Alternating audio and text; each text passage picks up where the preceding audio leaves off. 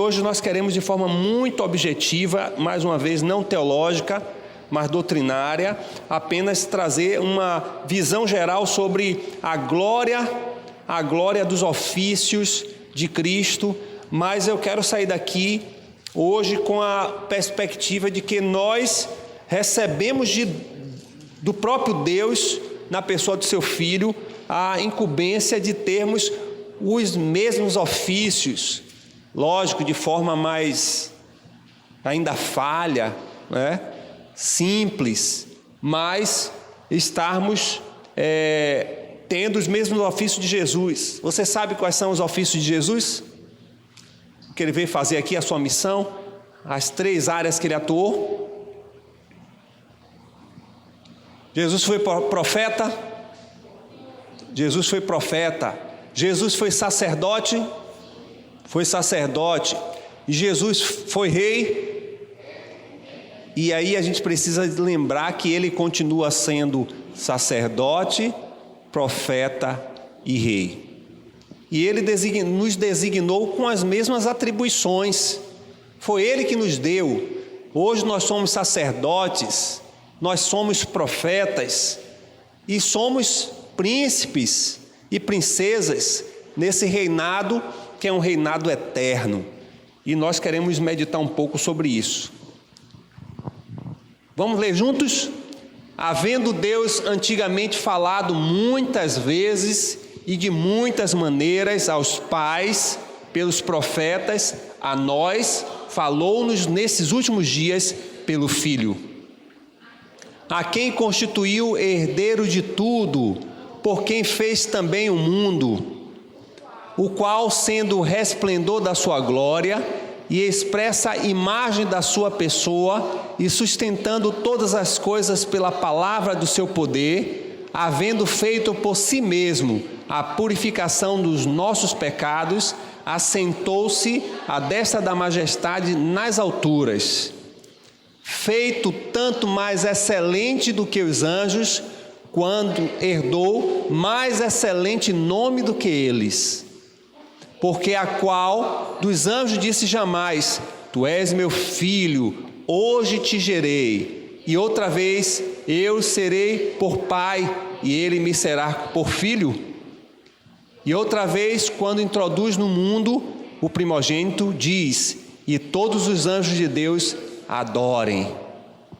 Em verdade, quando aos anjos diz que faz dos seus anjos espíritos e de seus ministros labareda de fogo. Mas do Filho diz: Ó Deus, o teu trono subsiste pelos séculos dos séculos, cedro de equidade é o cedro do teu reino. Obrigado, Senhor, por tão maravilhosa palavra. Te agradecemos, em nome do Senhor Jesus. Irmãos, vou bastante me policiar para não fazer a mensagem como foi domingo passado, que a cara dos irmãos estava um cara amassante, né? 1h e quase 20 minutos de pregação. Mas como eu falei inicialmente, e já venho falando desde da primeira pregação dessa série, falar das coisas de Deus, falar da palavra de Deus e, sobretudo, falar do Filho de Deus é um assunto que requer mais tempo, mais profundidade, mais estudos, mais reflexão, mas também mais aplicações. E quero ser mais sucinto possível e, ao mesmo tempo, não deixar os irmãos sem terem os conhecimentos necessários para compreenderem perfeitamente aquilo que determinamos nessa manhã para estarmos aprendendo e compartilhando junto, que são os ofícios de Cristo: profeta, sacerdote e rei. Posso dizer então que inicialmente não vou me reportar a toda a história do Antigo Testamento, porque eu teria que visitar toda a história do Antigo Testamento para comprovar no registro histórico de que Jesus já tinha sido pré-anunciado, e os tipos que foram anunciados no Antigo Testamento que traria uma semelhança de Jesus foram tipos que não foram tão concretizados ou não foram tão reais quanto o próprio Cristo. Nós vamos encontrar na história do Antigo Testamento o primeiro profeta, diremos assim, dentro da visão judaica, que foi Moisés, que trouxe a palavra de Deus, porque o profeta, ele fala para o povo em nome de Deus. Por isso que ele usava sempre a expressão, e quando sempre nós vamos encontrar os profetas falarem em nome de Deus, né, estando falando em seu nome, trazendo os seus princípios e os seus valores, e a gente vai encontrar lá Moisés sendo o primeiro profeta que anuncia a mensagem de Deus para o povo, e toda a história de Israel é respaldada nessa mensagem que foi dada de Jeová para o próprio Moisés. Nós vamos encontrar também na história de Israel o início do sacerdócio, e o sacerdote ele tem o papel específico de representar agora o povo diante de Deus. O profeta é Deus para o povo, o sacerdote é o povo para Deus, e de duas formas diferentes. A primeira forma é a forma de sacrifícios, apresentando sacrifícios para corrigir, para santificar o povo e a si mesmo. E a segunda forma é a forma da intercessão, ou a mediação, que era por meio das orações e por meio de todo o diálogo que havia entre o sacerdote e Deus pelo povo. Então a gente vai ver essa distinção na história de Israel, os profetas falando em nome de Deus para o povo, os sacerdotes, o povo falando para Deus por meio do intercessor, do mediador, que são os sacerdotes.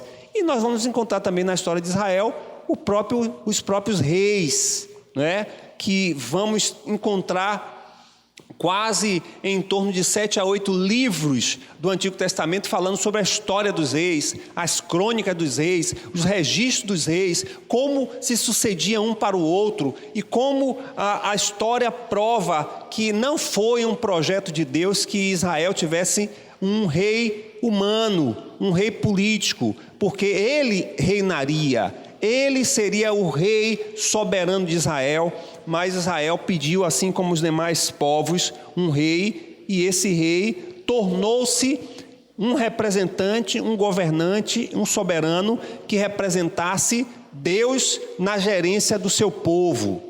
Então, só trazendo uma reflexão básica das diferenciações do profeta, que era Deus falando para o povo, o sacerdote, o povo voltado para Deus por meio de um intercessor, e o rei é Deus governando o povo por meio de um homem. E a gente sabe toda a história de Israel. Mas esses três ofícios, ou essas atividades, ou essas missões, esses desígnios que foram dados por esses homens, foram falhos. Todos os profetas falharam, não na sua missão em si, mas falharam na sua composição de humanidade. Eles por si só eram pecadores.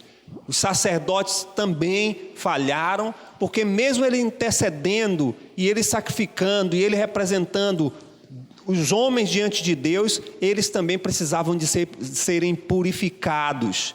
Antes de oferecer o sacrifício pelos outros, eles precisavam fazer um sacrifício por si mesmos, porque eles não eram dignos de chegar diante do Senhor se não fossem purificados. E os reis todos falharam. O que mais se aproxima do ideal do governo de Deus foi o rei Davi, não pela sua gestão, mas pela sua personalidade, pelo indivíduo que tinha uma contrição, que tinha uma dependência, que tinha um senso de arrependimento muito grande, ao ponto de o Senhor achar e, a partir dele, trazer a promessa de um reino eterno. Por quê? Porque Davi foi o que mais se aproximou, foi o que mais teve o jeito em que se aproximava daquilo que Deus queria que fosse o ideal de um homem, segundo a sua vontade, um homem que fosse um rei justo, um homem que fosse um rei que temesse a Deus. E é por isso que o grande presente que Davi tem não é, a partir do seu reinado, ser um reinado de conquista, porque foi o rei que mais conquistou território para Israel, né? Saul, ele vem trazer os primeiros princípios, mas Davi é que conquista, porque o perfil de Davi era um perfil conquistador e, acima de tudo, tinha uma particularidade em Davi, que Davi recebe a função de ser um pastor, um rei pastor. Então ele vem arrebanhar o povo de Israel, unir o povo de Israel, trazer o povo de Israel sobre a direção e os princípios de Deus, e ele recebe uma promessa, e não foi a promessa de conquistar, não foi a promessa de dar a partir de si um filho que fosse comprovar e certificar ali a construção do templo, que foi Salomão. Mas a maior promessa que Davi teve é que a partir dele o reino de Deus seria um reino eterno, que a partir da sua descendência viria um rei verdadeiro. E aí a gente não precisa falar de quem é esse rei, não é? E veio realmente. Se a gente for olhar lá a genealogia de Jesus, Jesus vai sair da descendência de Davi, e ele é chamado inclusive filho de Davi, ou da raiz de Davi, comprovando de que tudo aquilo que Deus ele promete, ele cumpre. E ele disse para Davi: Davi, o seu reino vai ser um reino eterno. E o reino de Davi realmente é um reino eterno, porque veio da sua descendência o Salvador, que é o Rei eterno. E esses 3 ofícios, eles foram muito bem desenvolvidos na pessoa de Jesus. Só que a minha intenção hoje não é falar desses ofícios, porque os irmãos já sabem que tanto foi profetizado no Antigo Testamento que Jesus seria profeta, quanto ele mesmo disse que era profeta, quanto as pessoas viram que ele era profeta, e isso a gente não precisa trazer um embasamento bíblico aqui, porque os irmãos já leram a Bíblia e já sabem que não precisamos trazer nenhuma comprovação de que ele é, de fato, um profeta. O autor aos Hebreus vai dizer, no versículo 1, que foi falado, Deus falou ao povo de diversas maneiras, mas que naqueles tempos, naquele momento, naquele tempo da história, ele tem falado por meio do Filho. E desde esse tempo para cá, é o Filho que está falando para o mundo. É o Filho que está encarnando a palavra de Deus, porque ele é a palavra, ele é o proferir de Deus. E a essência maior da profecia diremos que o significado maior da profecia é nós termos o conhecimento completo do ser de Deus. E isso Jesus é que faz. Ele que é esse ser completo. Então, eu quero só fazer um resumo geral, para que a gente possa então pegar cada ponto desse com a realidade nossa, não é? Jesus como profeta, sacerdote e rei. E ele como profeta, e aí o profeta é alguém que fala, que revela a Deus às pessoas e nos transmite a palavra de Deus, e nós vamos encontrar isso plenamente em Jesus, quando ele diz aqui que ele é a imagem. O autor aos Hebreus vai falar que ele é a imagem do Deus invisível. Ele é a plena revelação de Deus para a humanidade. Não há nenhuma possibilidade de nenhum ser humano chegar a Deus se não for em Cristo, porque ele é que revela Deus. E essa é a essência do profeta. O profeta é revelar Deus e revelar a sua palavra. E ele fez isso de forma muito clara, não é?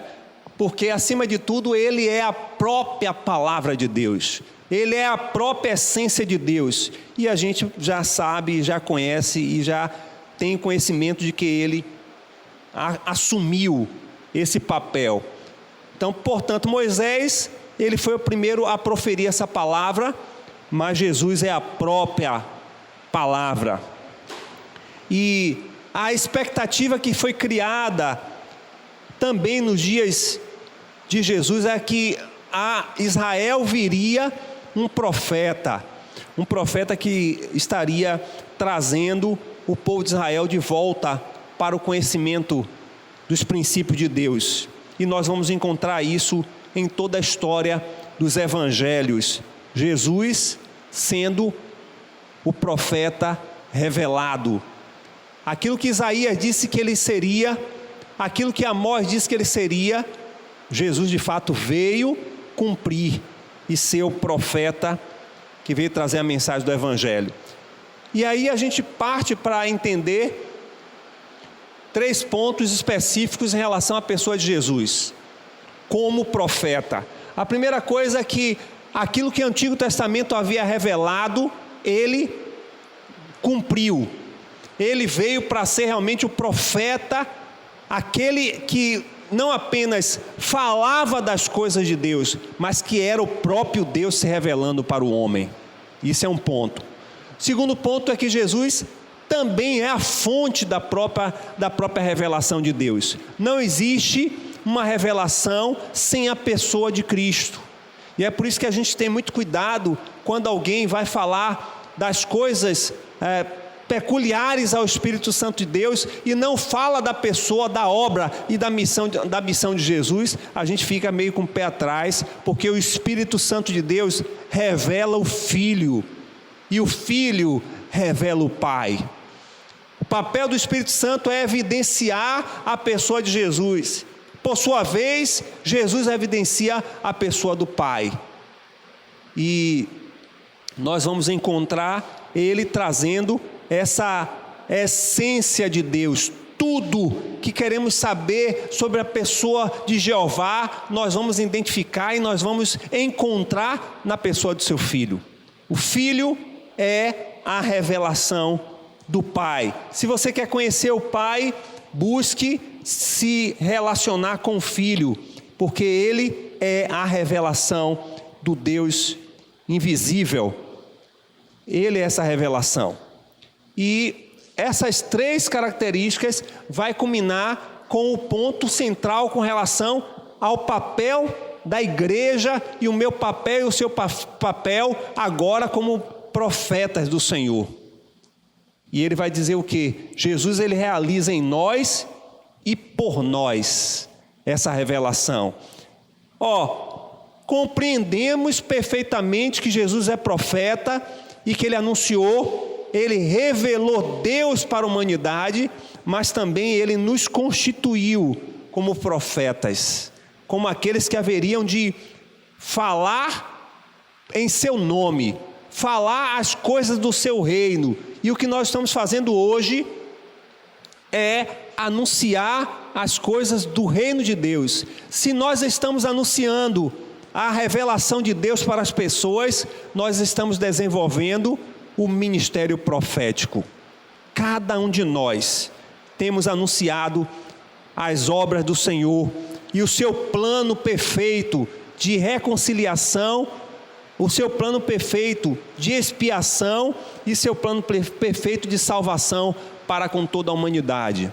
Lógico que nós não estamos falando do dom de profecia, que é algo específico para pessoas específicas, mas a instrumentalidade de anunciar a mensagem do Evangelho e falar das grandezas de Deus para as pessoas vai nos trazer as características que são peculiares a um profeta que anuncia a mensagem do Senhor. O texto bíblico de Atos capítulo 2, versículo 17 e o versículo 18 vai dizer que nos últimos dias, diz Deus, derramarei do meu espírito sobre todos os povos, os seus filhos e as suas filhas profetizarão, anunciarão a mensagem do Senhor, falarão das grandezas de Deus.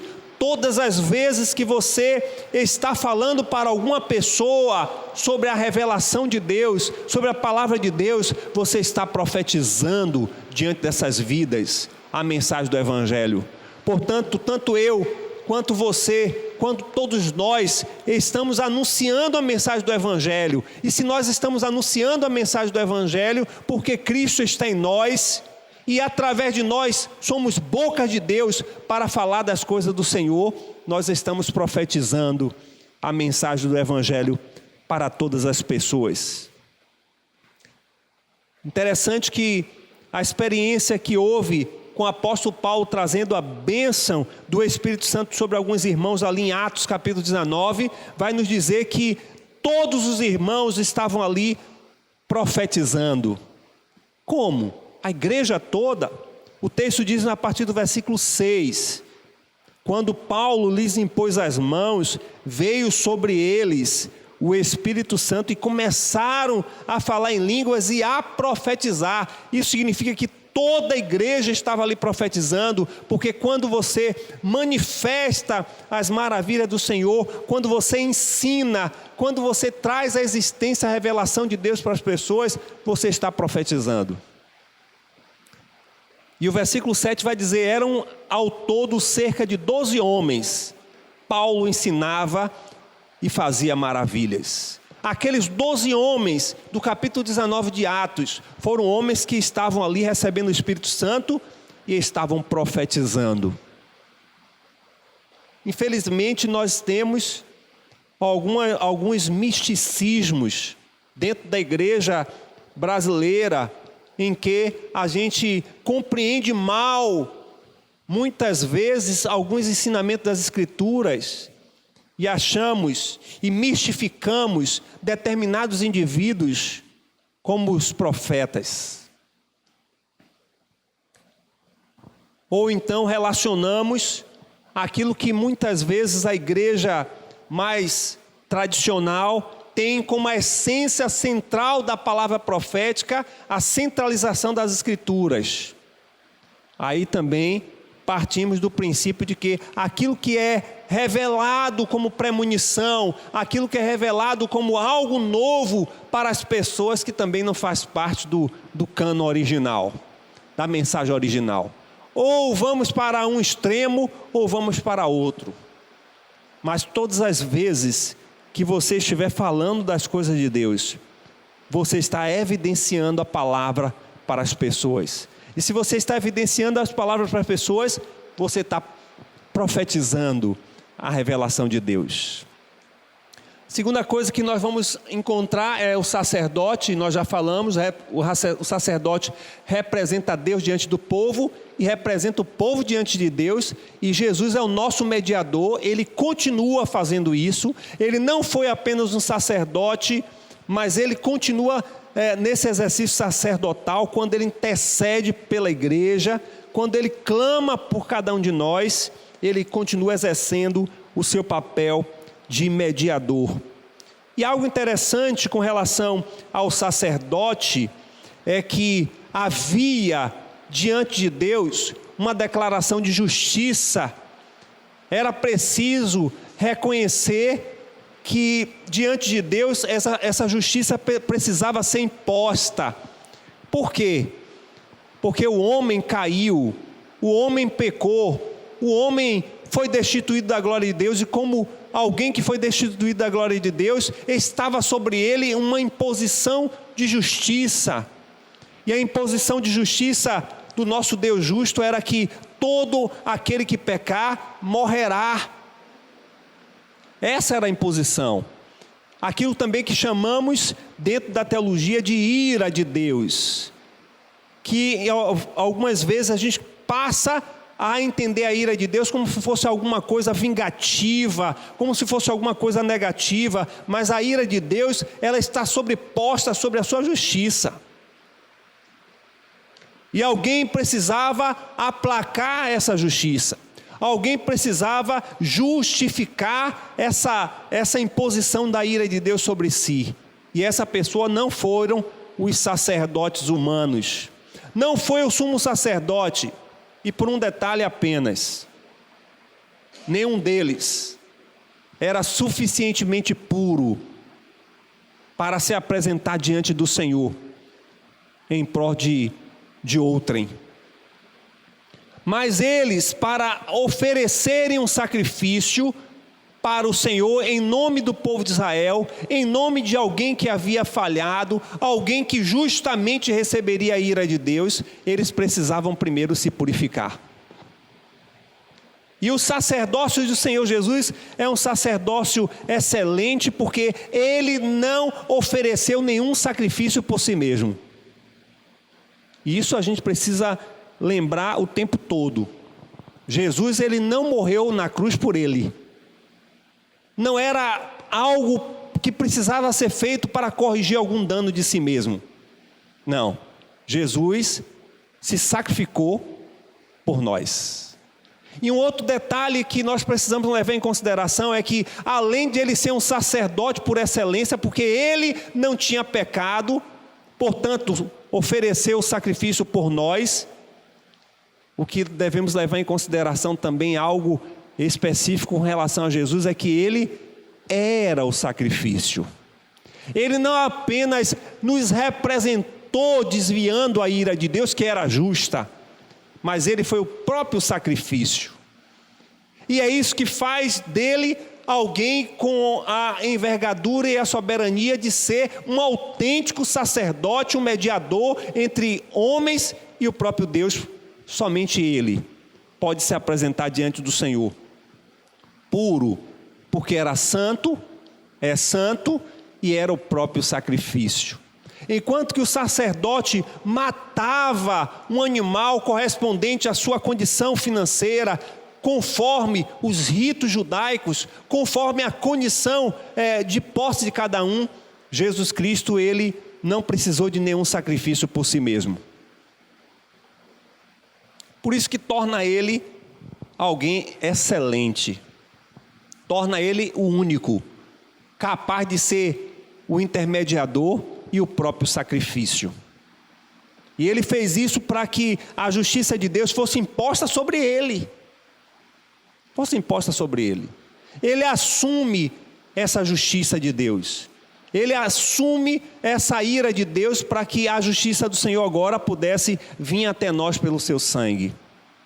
Nenhum sacerdote era capaz de se auto-sacrificar. Primeiro, porque eram pecadores e nenhum sacrifício poderia ser permeado por nenhum tipo de pecado. E segundo, porque nenhum era suficientemente amoroso ou que amasse o perdido ao ponto de se dar por ele. E diz o versículo 3 de Hebreus 1: sustentando todas as coisas pela tua palavra do seu poder, depois de ter feito purificação dos pecados. A purificação dos pecados, aqui o autor está se referindo ao processo de expiação. O que é a expiação? A expiação é alguém que assume a causa do outro, é alguém que assume a condenação do outro, é alguém que assume o pecado do outro, torna o outro puro e ele se torna pecador. Jesus, ele é essa expiação, ele se coloca na cruz a nosso favor para que os seus pecados, os meus pecados, ele assumisse e nós fôssemos limpos, purificados e ele assumisse toda a culpa. E ele fez isso, ele intermediou e ao mesmo tempo ele se sacrificou. Mas esse processo todo nos chama a atenção para a realidade e as particularidades de Jesus ser o autêntico e soberano e sumo sacerdote perfeito, diferente de todos os sacerdotes humanos. É o fato de que ele fez uma única vez o sacrifício. E tem outro detalhe: além de ele fazer uma única vez o sacrifício, ele também nos dá a condição agora de não mais condenados, mas agora sermos sacerdotes como ele. O nosso estado antes era de não chegar diante de Deus para oferecer nenhum tipo de oferta, porque éramos indignos. É por isso que era feito um sacrifício para nos purificar. E só assim apresentaríamos um sacrifício diante do Senhor. Quando Jesus assume esse papel, ele nos tira dessa condição agora de depender de um intermediador, para a partir dele e em seu nome e por meio dele sermos constituídos hoje sacerdotes. E você hoje é um representante de Deus diretamente ligado ao trono. E o apóstolo Pedro, ele vai dizer justamente isso, ele vai dizer que ele nos constituiu como sacerdotes e reis. Foi Jesus que fez isso.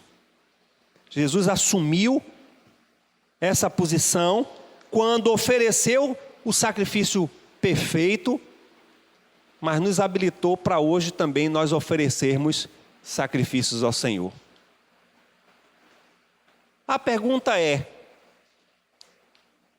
será que você hoje precisa oferecer algum sacrifício ao Senhor? Diante de uma teologia tão distorcida da cruz, em que relaciona o sacrifício para um ato financeiro material, distorcendo completamente a visão de sacrifício que é requerido da igreja hoje, a gente acaba com essa má interpretação ou com essa influência de uma teologia de cruz errada, achar que também o Senhor não precisa do nosso sacrifício. A pergunta é: hoje você precisa se sacrificar para o Senhor? Há fundamento bíblico, há fundamento teológico para dizer que você pode e deve ser um sacrifício para o Senhor ou não? Não, Jesus já fez o sacrifício, eu não preciso mais. Sem dúvida que Jesus fez o sacrifício de propiciação, de expiação, mas Ele também nos constituiu como sacerdotes, mas também como sacrifícios vivos. O que é que Paulo vai falar em Romanos capítulo 12, versículo 1? Apresentai-vos diante de Deus como sacrifício vivo, puro e agradável a Deus. Não é que você vai pegar uma faca, vai se cortar, vai se apresentar diante do Senhor, não. Ele vai dizer que é um sacrifício vivo, puro, agradável a Deus, que é o vosso culto. O culto que você presta ao Senhor é um sacrifício, não mais penoso, porque Jesus já levou na cruz, mas é um sacrifício privilegioso, ou de grande privilégio que Ele nos dá. Por quê? Porque agora você se apresenta diante dEle, dizendo: Senhor, eu sou uma oferta diante de Ti. Esse é um sacrifício aceitável. O autor aos Hebreus vai dizer que também nós devemos apresentar ao Senhor sacrifício de louvor. Mas como é que é isso? Como é que sacrifício de louvor? O que é que os irmãos entendem que seja um sacrifício de louvor? Louvor está relacionado a um sacrifício. Eu creio que nós vamos chegar em um tempo, e é nessa perspectiva que eu quero entender, que nós vamos chegar a um tempo que para nós louvarmos, nós temos que nos sacrificar. Graças a Deus que ainda não chegou esse tempo. Nós podemos louvá-lo, e louvá-lo não apenas como expressão de cânticos, mas louvá-lo com a expressão de vida, dedicada, consagrada a Ele. Esse é um tipo de sacrifício que é aceitável. Sacrifício de louvor. Um sacrifício de cultuar. Interessante que eu nunca pensei na possibilidade de que nós também precisaríamos, ou passaríamos, ou passaremos no momento de ser sacrifício para adorar o Senhor. Mas a história nos prova que vai chegar um tempo de que nosso culto, para ser apresentado ao Senhor, vai ser regado pelo nosso sangue e pela nossa vida. Você está disposto ou está disposta a chegar esse tempo de sacrificar de forma viva ao Senhor? Portanto, Jesus ele nos chama também para hoje representar o povo diante dele. Somos sacerdotes. Sacerdotes no papel de levar as causas diante do Senhor, mas também trazer as coisas do Senhor diante do povo. Então, todas as vezes que você estiver falando com Deus, clamando ao Senhor, você está desenvolvendo o seu papel sacerdotal, que também mistificamos, que também estabelecemos que é um grupo específico, ou aqueles irmãos que têm oração forte, ou alguém que tem um ministério de intercessão, e depositamos para esse grupo esse papel do qual todos nós fomos em Cristo Jesus constituídos como sacerdotes. Não existe oração forte. O que existe é Deus forte. E todos nós somos servos fracos. Mas o misticismo chama atenção para essa oração forte. Né? A gente até replica isso. Não, a oração de fulano é uma oração poderosa. Toda oração é uma oração poderosa, quando é uma oração contrita com Deus. E aí a gente cai nessa besteira de achar que Zezinho, Pedrinho, Mariazinha que tem a oração poderosa. Mas além de misticismo, também isso se chama preguiça espiritual. Preguiça espiritual porque é cômodo eu ficar no lugar de só receber. É cômodo eu ficar no lugar de só estar colocando a minha carga sobre o outro.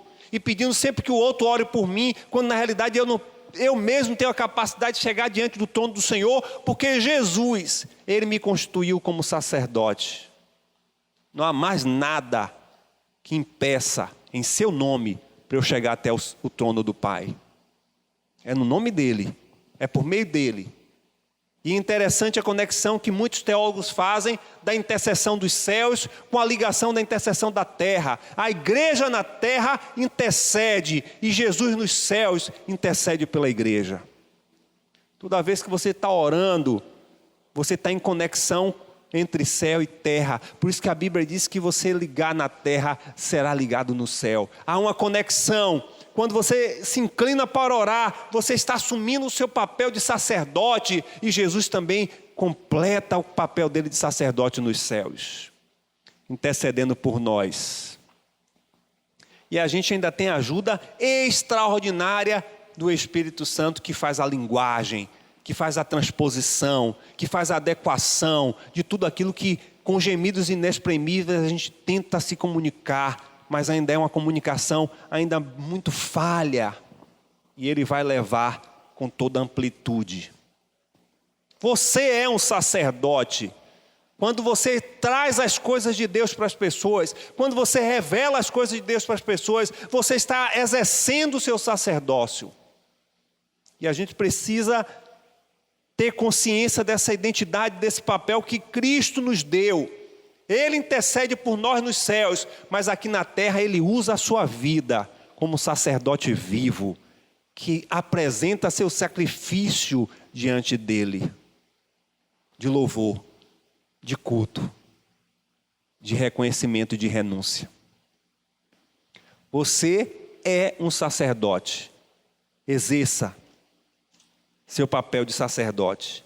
E por fim nós vamos encontrar o próprio Jesus fazendo essa intermediação total. Ele se sacrificou por nós, ele reconciliou o homem com o Pai, e Ele intercede por nós. E nós estamos cumprindo nele o mesmo papel. Nunca podemos tirar a pessoa de Jesus da nossa função sacerdotal aqui na terra. Nós continuamos nos sacrificando para o Senhor dia após dia, nosso culto, a nossa celebração, a nossa vida. Nós estamos entregando como sacrifício ao Senhor todos os dias. Nós estamos todo o tempo tentando usar o sacerdócio para trazer as pessoas de volta para Deus. Nesse aspecto, estamos sendo instrumento de reconciliação do homem com Deus, e nós estamos intercedendo, clamando por pessoas, por amigos, por vizinhos, por pessoas que estão perdidas. Nós estamos fazendo o papel sacerdotal. Quando você deixa de orar pelas pessoas, principalmente um descrente, você está perdendo um dos principais papéis de ser um sacerdote diante de Deus. E por fim, Hebreus capítulo 3, o versículo 3, versículo 4 do capítulo 1, vai dizer que Jesus, Ele é Rei. Ele é Senhor sobre todas as coisas. E a gente relaciona a palavra reinado à palavra senhorio. Ele vai dizer: Ele sustenta todas as coisas com as suas mãos, com o seu poder. Ele purifica e está assentado à direita da majestade nas alturas, tendo-se tornado superior aos anjos, quando herdou mais excelente nome do que eles. Interessante que o autor aos Hebreus, ele não vai pegar nenhum personagem humano para dizer que Jesus sobrepõe a essa autoridade, porque humanamente ninguém é capaz de ser superior a Cristo nessa terra. O mais poderoso, o homem chave ou mulher mais poderosa a nível de nação nunca se chegará ao poder de Cristo. Então o autor vai dizer que ele é acima dos anjos, porque nos lugares celestiais os anjos estão em posições elevadíssimas, mas Jesus está além deles. E como homem, ele está além dos anjos. Ele está em posição superior aos anjos, porque ele reina. Olha, no passado já havia sido dito e foi prometido também para Davi que haveria de vir dele um rei eterno. A história de Israel toda foi buscando a esperança de que um rei restaurasse, trouxesse libertação para o povo diante do Império Romano, e Jesus veio. E é interessante que em alguns momentos era reconhecido nessa posição, principalmente quando ele entra em Jerusalém e um grupo ali começa a falar Hosana. Hosana, a expressão Hosana é uma expressão de clamor, salva-nos. E eles reconhecem que Jesus era o Salvador, era o Rei, o ungido, para resgatar Israel. Só que eles estavam com a visão equivocada. Jesus não veio de maneira nenhuma para implantar um reino humano. O reino de Deus é um reino espiritual. E tem conexões espirituais, celestiais e terrenas. E vai culminar na história da humanidade que esse reino vai vir para reinar na terra. Porque nos céus, sempre o reino de Deus foi um reino de reinado eterno. Inicialmente esse projeto de reinado iniciou ali com Adão e Eva, tudo estava em conexão. Deus reinava nos céus, Deus reinava na terra, através do seu corregentes, que era Adão e Eva.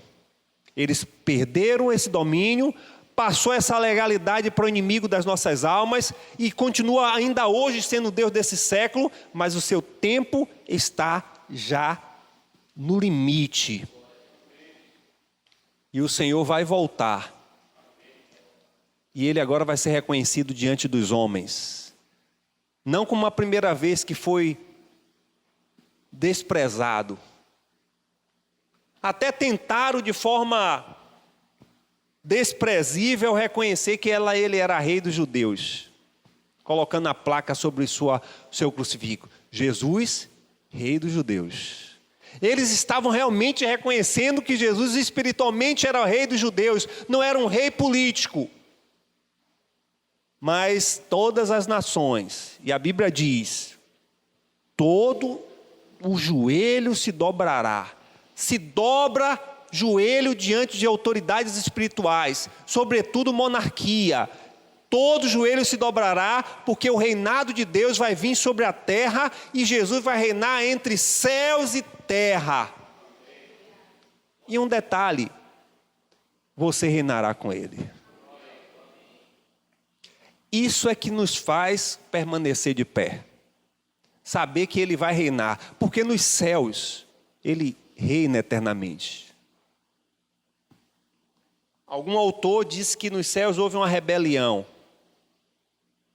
houve um conflito, houve um mal-estar. Irmãos, não é isso que o profeta Isaías diz. O profeta Isaías diz que o mal-estar foi gerado no coração de Satanás, não no coração do reino de Deus.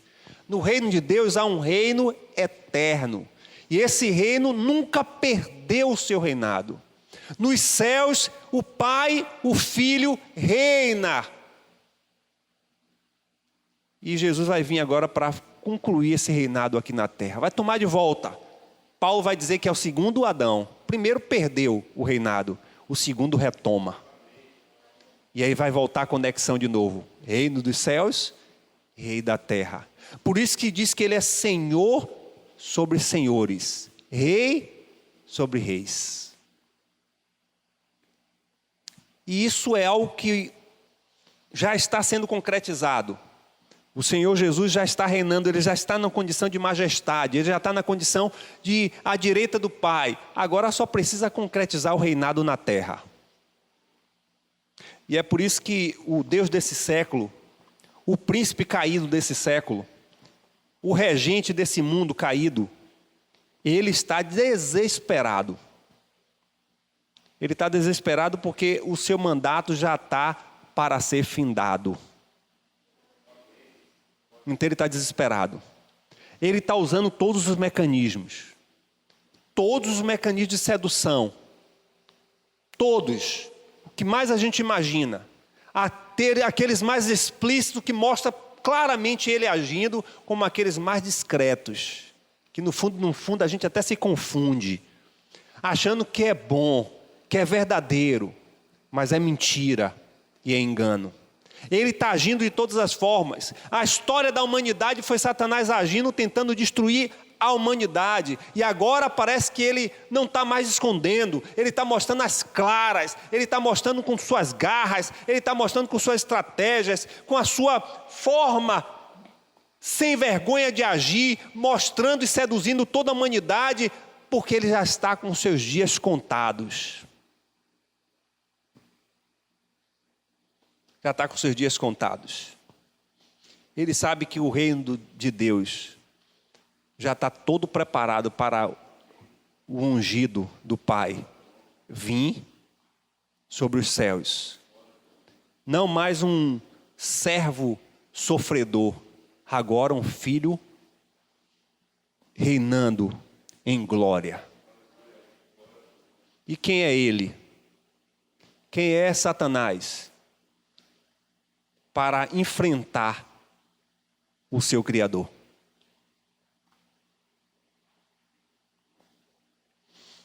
A gente vai encontrar na história do fim que não há nenhum conflito. Por mais que a gente queira declarar teologicamente, não é? Declarar até com uma certa distorção que haverá um conflito, um Magedon, uma guerra. Irmãos, Jesus nunca vai guerrear com Satanás. Sabe por quê? Porque ele já foi vencido. Já foi vencido. Jesus só vem para reinar. E ele, quando vier, vai destruir as obras de Satanás. Não vai ter mais guerra mais nenhuma. A guerra ele já pagou na cruz. Ali ele militou a pior guerra. E agora ele vai vir agora para reinar. Você não vai encontrar na segunda vinda de Jesus nenhum momento que ele vai entrar em conflito com anjos caídos. Nada disso. Essa turma já está vencida. Já está vencida. Jesus vem reinando. Não vem para reinar, não. Vem reinando. Colocando de forma justa, autêntica, o seu reinado. Ele não vai tomar por usurpação da mão de Satanás, não. Ele está voltando a reinar de forma autêntica. Sabe por quê? Porque ele pagou o preço de sacrifício. E ele recebeu a justiça de Deus. Ele reina porque o Pai disse: é justo você reinar comigo.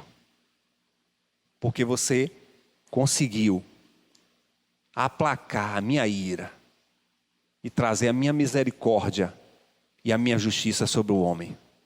É justo Jesus voltar reinando. E o entendimento que nós precisamos ter, também distorcida, misticamente, de que nós somos reis com Ele, ou reinamos com Ele. O próprio apóstolo Pedro vai dizer isso. Vai dizer que nós também fomos constituídos reis e sacerdotes.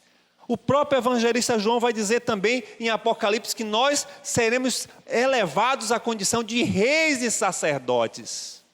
E distorcidamente se prega a teologia da prosperidade dizendo: se você é filho do rei, você também é rei.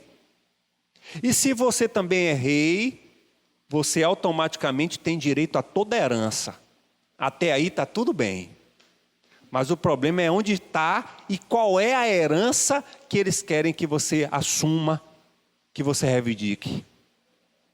Eu acho interessante quando usa essa palavra reivindicar, né?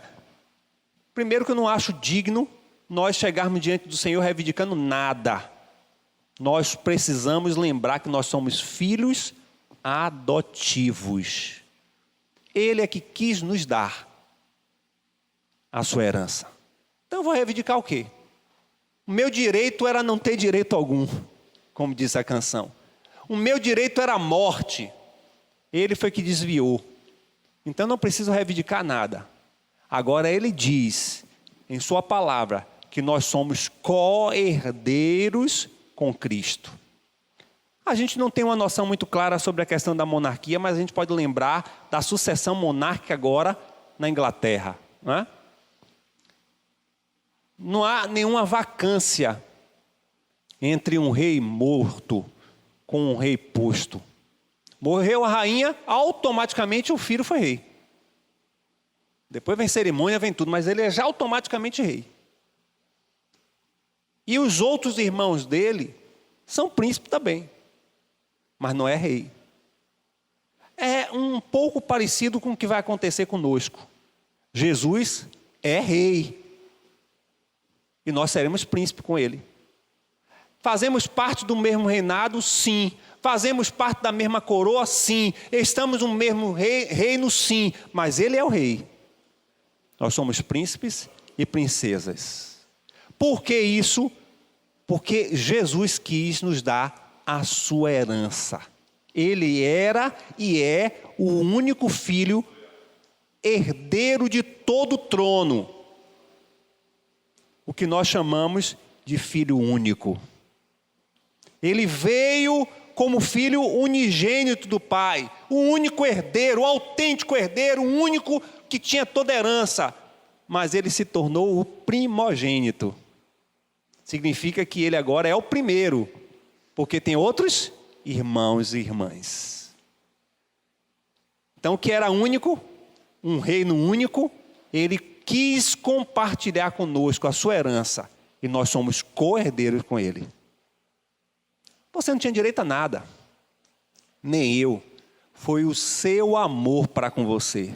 É por isso que você deveria ter sempre de oferecer a Cristo um sacrifício de amor, porque Ele te amou primeiro. Ele disse, olha, você não tem direito a nada, mas eu vou lhe fazer, pelo meu sacrifício, co-herdeiro comigo. De maneira que eu sou rei, mas vocês agora são príncipes e princesas.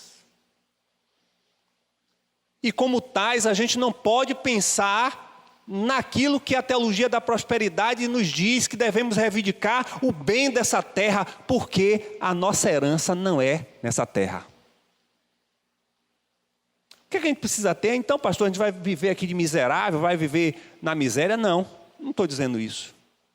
Nós temos que viver com aquilo que o apóstolo Paulo vai falar lá em Coríntios, dizendo que alguns estão deixando a simplicidade. Nós temos que viver nessa terra com simplicidade. É o que o Senhor Jesus vai falar também na perspectiva do evangelista Lucas, lá no capítulo 10, quando diz que os discípulos saíam para evangelizar, ali os 70 iam evangelizando, não levem 2 túnicas. Vai com o que é básico.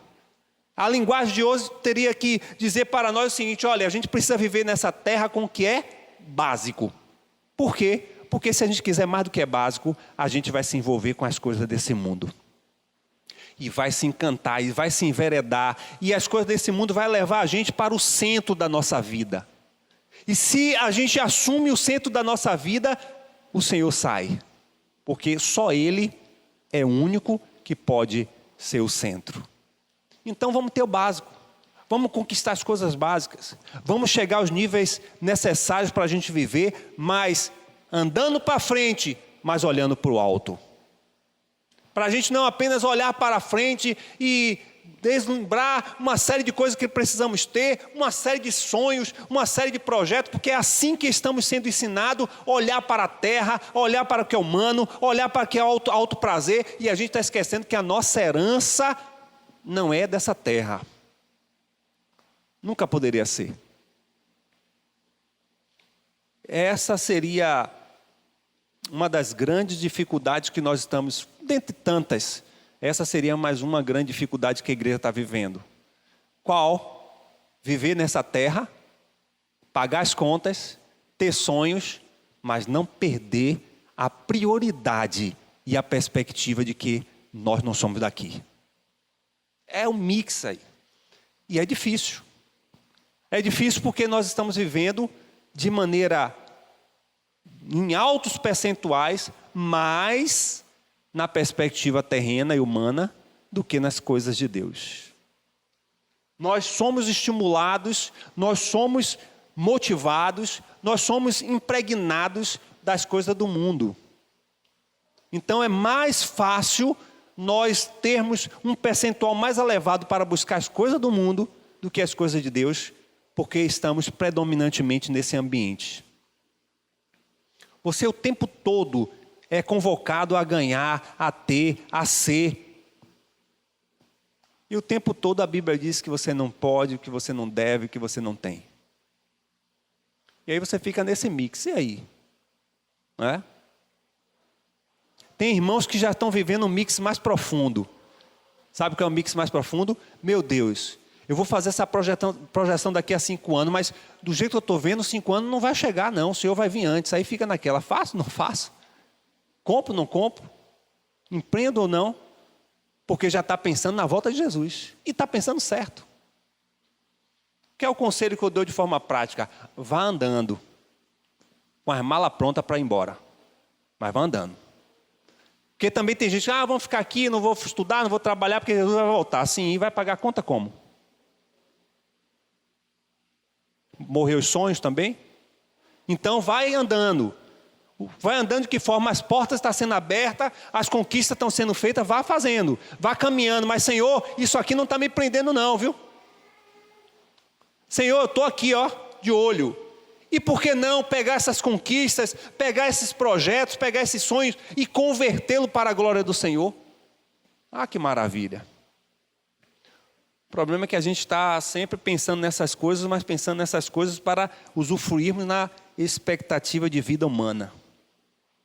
E estamos sendo ensinados, de forma diretas ou indiretas, a sermos seres humanos terrenos. Parece até coisa de extraterrestre, né? E a gente não é ser humano terreno, não? Somos. Só que nós temos dupla nacionalidade. Nós somos brasileiros, mas também somos filhos de Deus. Qual o desafio que nós precisamos sair daqui hoje?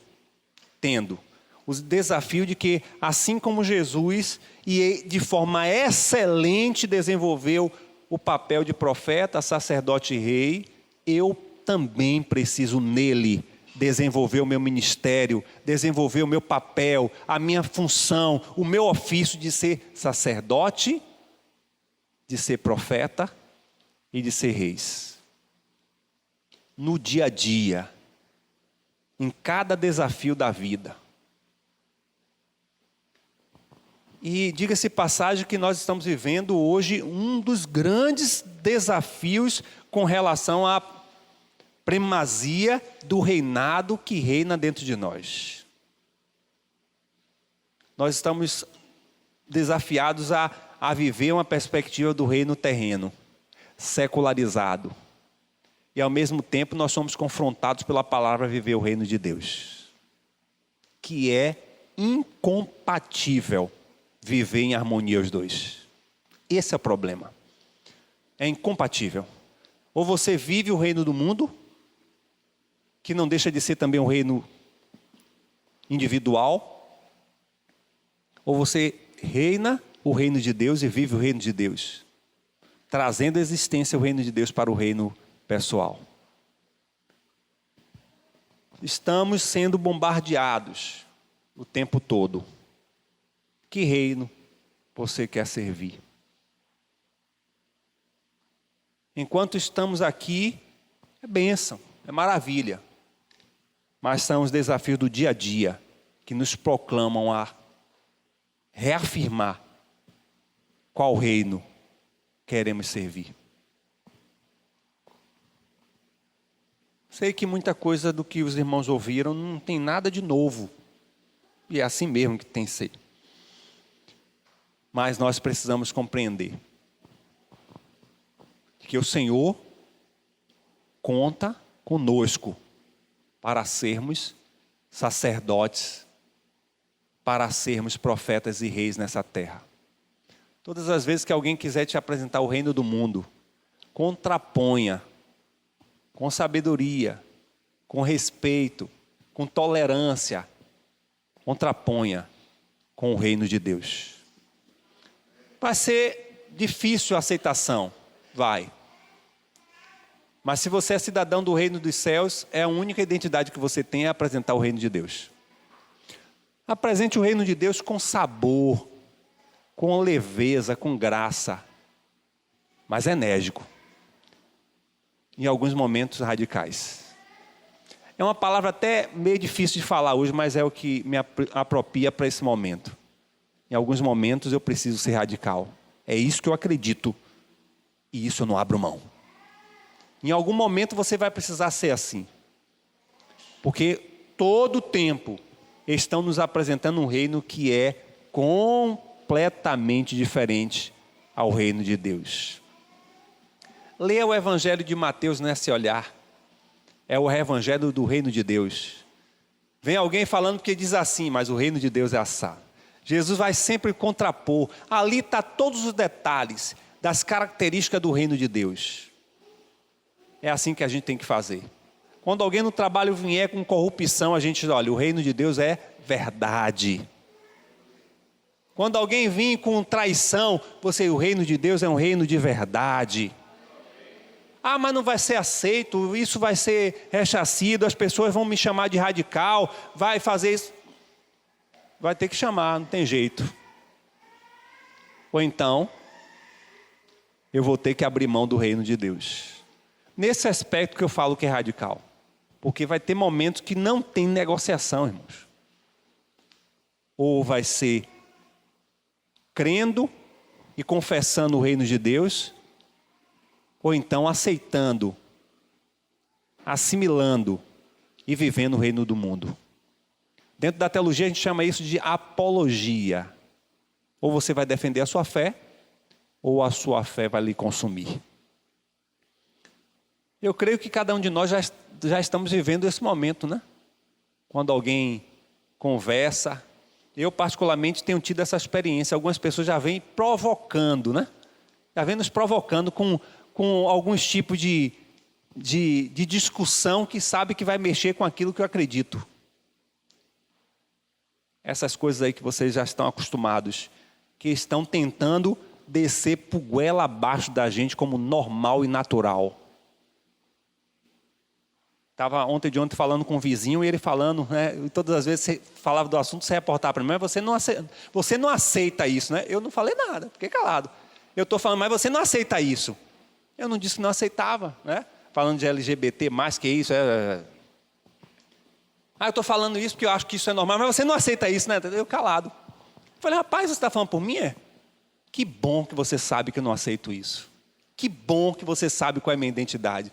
Que bom é você saber também que eu amo essas pessoas e que eu tenho compaixão por elas, mas que eu não aceito a prática de vida que elas terão e que estão vivendo. Porque vai ser o pior para elas. A consequência vai ser pior para... Ah, mas você não... Mas tem que... É assim que eu acredito. Você mesmo disse, não é assim que você pensa? Não é assim que você acha? E que bom que ele disse que eu acho e penso daquele jeito. Porque se ele não dissesse, quem ia dizer era eu.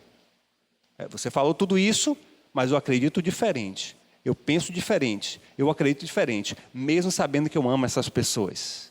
Mesmo sabendo que eu tenho tolerância a elas. Mas se você perguntou o que é que eu acho, o que é que eu penso, eu vou dizer. Não é nem o que é que eu penso no que eu acho. É no que eu creio. E o segredo vai ser qual?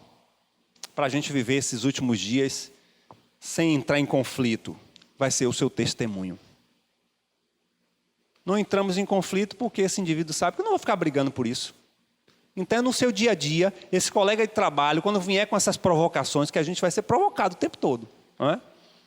Basta acontecer mais alguma outra coisa aí, midiática que vem lá, e você que é crente, o que é que você acha? Vem provocando. Não querem saber a opinião para mudar de ideia, não. Já tem as suas ideias prontas, querem nos confrontar. E que bom que eles queiram nos confrontar, porque a gente vai ter uma rica oportunidade de falar o que a gente crê. Agora com classe, com leveza, mas com autoridade. Não vamos baixar a guarda, não. Tem um jeitinho aqui, dá para dar um jeitinho, né? Não dá para dar um jeitinho. Não dá para dar um... Esse mesmo vizinho me perguntou, o que você acha sobre o homem bater na mulher? Eu disse que eu acho delegacia de mulher para ele.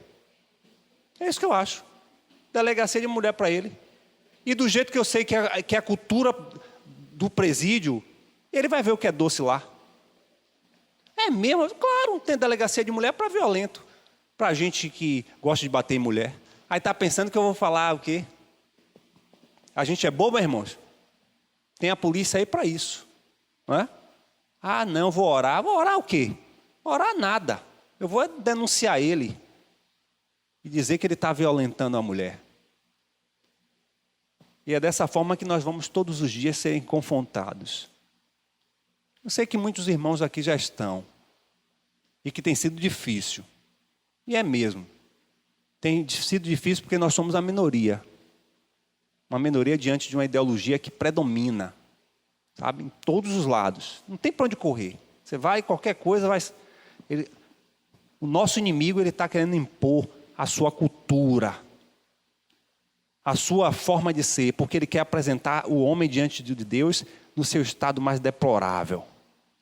Enquanto que Jesus quer nos apresentar diante de Deus santo, o diabo quer apresentar o homem desgraçado diante do Pai. Ele quer dizer, olha lá, ó, como está seu filho, sua filha, miserável. Jesus já faz de contrário, olha lá, meu Pai, como era miserável, como está honrado. É um reino completamente diferente. Senhor, obrigado. Obrigado porque nós somos os seus representantes. É conosco que o Senhor conta. Ah, mas alguém pode dizer, mas a igreja é assim, a igreja é assado, mas a tua igreja é um corpo. Não são membros, é o corpo. E como corpo, nós queremos ser individualmente membro desse corpo produtivo, crescente, em total movimento para nos direcionarmos à imagem de Cristo. Nós não queremos ficar parados, queremos nos movimentar em rumo à imagem do Deus perfeito que é Cristo. Nos ajuda nesses dias em que nós somos já desafiados a defender a nossa fé, a sermos autênticos, Senhor. Senhor, nos dá muito discernimento, nos dá percepção para entender as artimanhas dessa sociedade querendo ali trazer um certo questionamento, uma certa dúvida para as nossas convicções. Senhor, traz à existência a Tua palavra. Que a Tua palavra gere vida em nós. Vida no sentido de, nesses momentos, ela vir para fora e dizer, olha, é isso que você acredita. É nisso que você foi lavado. E que a gente possa rejeitar. Mas, Senhor, não rejeitar as pessoas, mas rejeitar suas práticas, rejeitar suas ideologias, as suas normativas, os seus princípios e valores que são completamente antagônicos àquilo que é reino de Deus. Senhor, nos ajuda a temperar essa sociedade, essa carne que já está completamente corrompida. Senhor, que a gente entre como sal, trazendo sabor e purificando, tornando essa sociedade melhor. Senhor, é em cada ambiente que nós estivermos interagindo com as pessoas, que esse ambiente seja completamente afetado com a nossa presença e que, por sua vez, a sua luz brilhe nesses lugares, exercendo aquilo que é papel nosso, Senhor, de sermos seus representantes, de intermediarmos a Tua glória diante dessa sociedade caída. Senhor, não nos deixe cair na tentação de achar essas coisas naturais e normais, porque não são, não foi assim desde o princípio, como Teu servo leu aqui a palavra profética proferida nessa liturgia, não foi esse o projeto original, e tudo precisa voltar para o que era no início e nós precisamos ser cooperadores desse projeto. Somos parte desse reino, somos representantes desse reino. Onde há trevas, esse reino chegue com luz. Onde há falta de paz, que esse reino chegue com paz. Usa as nossas vidas, nos tira da paralisia. E para estarmos nesse nível, Senhor, de representá-lo, precisamos também ser cheios do Senhor. Como podemos falar daquilo que estamos vazios? Como podemos ser exemplo daquilo que não vivemos? Senhor, nos ajuda a viver intimamente o Senhor, a viver o Teu reino, dentro dos nossos princípios, dentro dos nossos valores, dentro dos nossos sonhos. Senhor, nos perdoa se nós estamos dando prioridade aos sonhos terrenos, se estamos vivendo mais para a terra, se estamos projetando a nossa perspectiva de vida pelo sucesso, pela realização, por tudo aquilo que a sociedade diz que é o alvo de vida. Senhor, esse não é o nosso alvo é Cristo, o nosso alvo é a semelhança de Cristo, o nosso alvo é dar passo para frente, mas sempre olhando para o alto. Nos ajuda a não cair na tentação de sermos seduzidos de forma discretas, de forma, Senhor Deus, ali a nos enganar, há muitas vezes até sofismas, com ideias que são verdadeiras, mas no final é sangue, é morte, é mentira. Pai, nos faz abrir os nossos olhos para esses idealismos, esses projetos, esses mecanismos muito bem articulados, muito bem pensados, muito bem idealizados, tentando nos seduzir. Nos desperta pela Tua palavra, que o sinal vermelho possa se levantar diante dos nossos olhos, diante dos nossos corações, para que a gente não se afaste do Teu Evangelho, para que a gente não ceda aquilo que a gente acredita, para que a gente não possa, Senhor Deus, envergonhar o Teu grande sacrifício de cruz por nós, mas que nós possamos ser um tempero para essa sociedade. Nos usa, Senhor, como sacerdotes, como profetas e como reis nessa terra. É o que te pedimos, em nome de Jesus.